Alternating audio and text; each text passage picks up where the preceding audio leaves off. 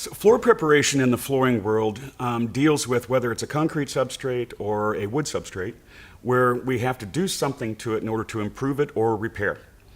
Minor cracks, minor surface cracks in concrete, for example, or seams in an underlayment for resilient flooring on a wood substrate, for example, would require some kind of floor preparation, whether it be sanding or the addition of cementitious cements.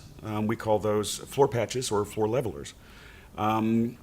So if we have concrete that has minor surface conditions, minor surface imperfections, it can be easily done with your typical cementitious patch. Now, there is a new thing out it's been in the works for a couple of years, and it's something that we recommend.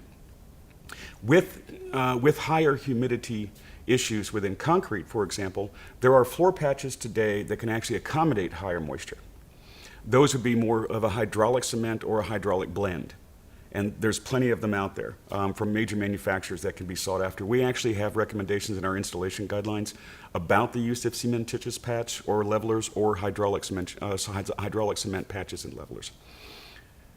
It needs to be clearly understood that the floor preparation that your typical flooring mechanics are going to do is cosmetic only. It shouldn't be considered a permanent structural repair.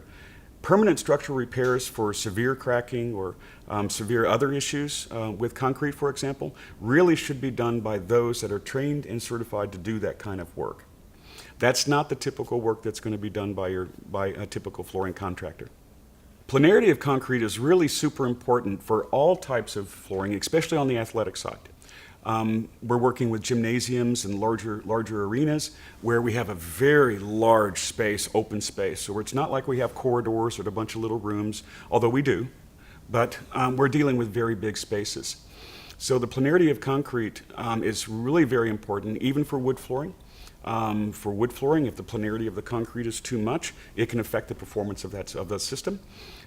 With resilient flooring, because the resilient floors are going to tend to also hug or be in contact with the surface profile of the concrete. Planarity can affect the wear if it's severe. It can also affect gameplay, but it can also be very unsightly. Lighting also, in today's age, we have so many windows with the green movement with buildings to reduce energy. Obviously, it cuts down on energy costs because we don't have to have the lights, surface lights, electric lights that we have.